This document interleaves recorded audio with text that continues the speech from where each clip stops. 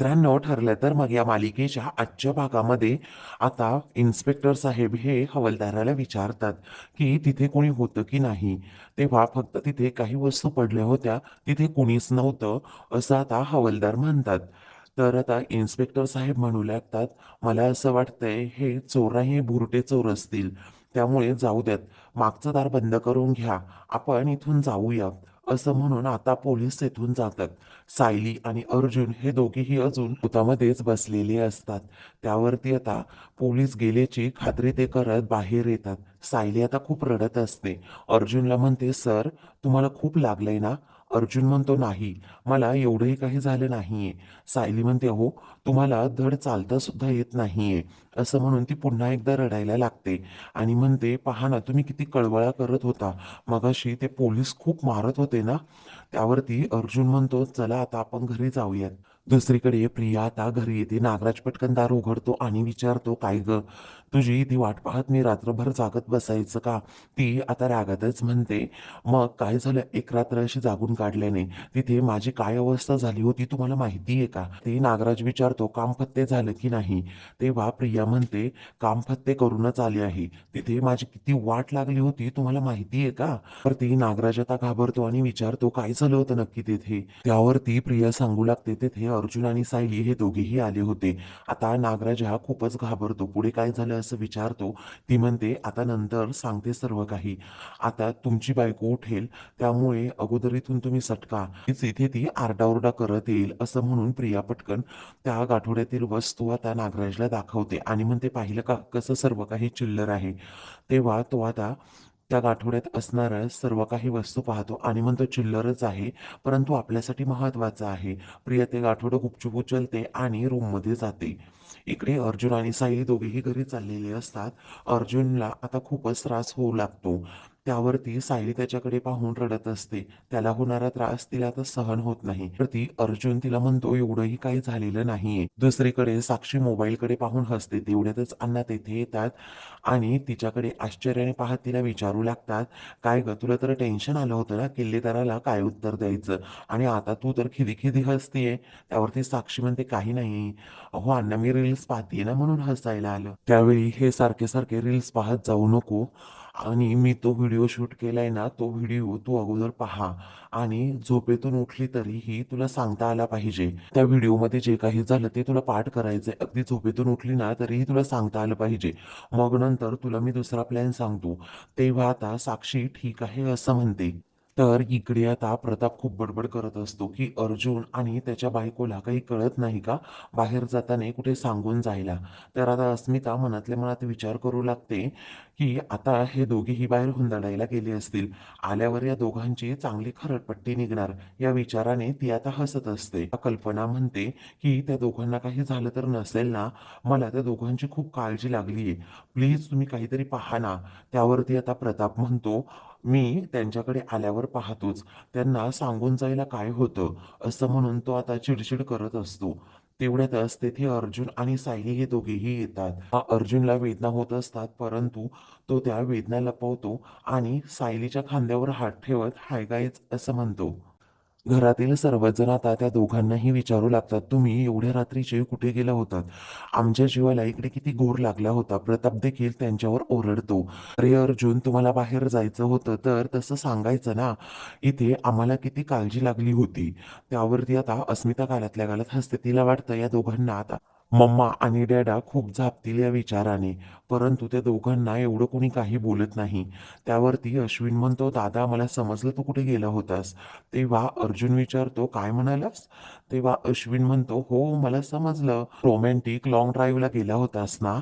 तेव्हा अर्जुन आणि सायली दोघेही हो म्हणतात. तर आता सर्वजण हसू लागतात. अस्मिताचा मात्र जळफाट होऊ लागतो.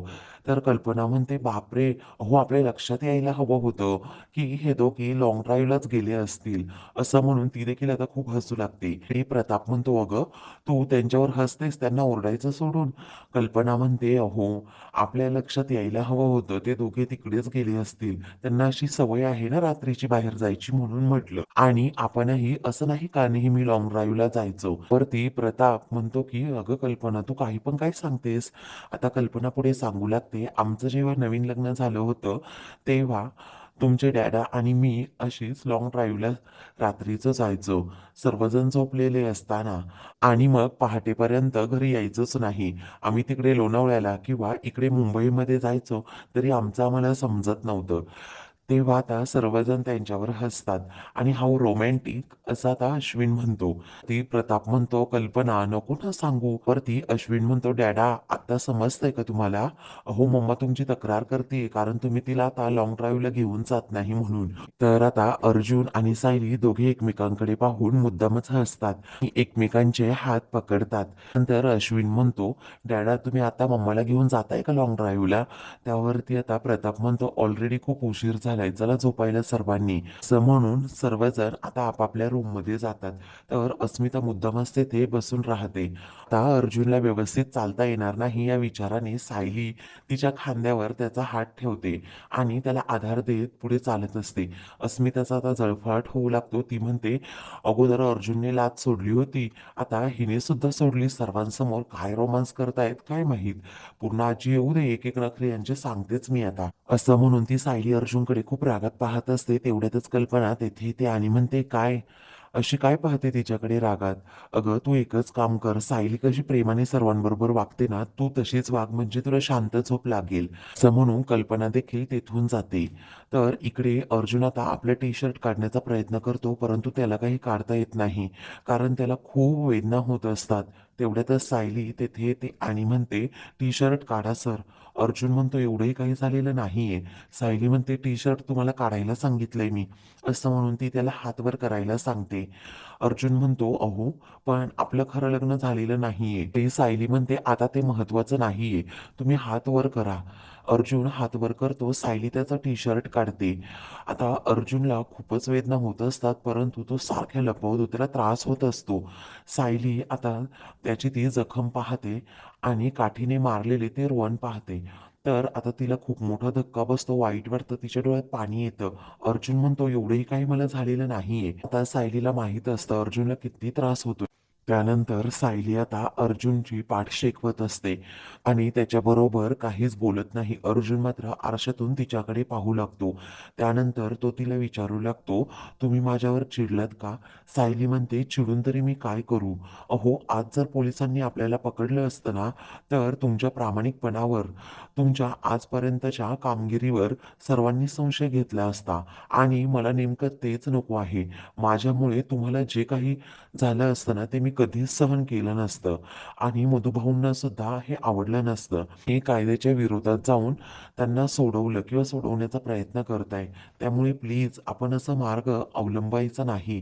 त्यावरती अर्जुन म्हणतो, की सॉरी, माझं चुकलंच. असं म्हणून तो तिच्याकडे पाहू लागतो. सायली म्हणते, अजून कुठे दुखतंय का तुमचं? त्यावरती अर्जुन म्हणतो, नाही आता ठीक वाटतंय. असं म्हणून तो गालातल्या गालात आता हसत असतो. कारण सायली खूप प्रेमाने त्याची काळजी घेत असते आणि तिच्या बोलण्यातून ती काळजी सुद्धा दिसत असते. नंतर त्याच्या जखमेवर ती आता मलम लावत असते. अर्जुनला आता वेदना होत असतात, परंतु तो लपवतो. सायलीच्या डोळ्यात मात्र पाणी असतं.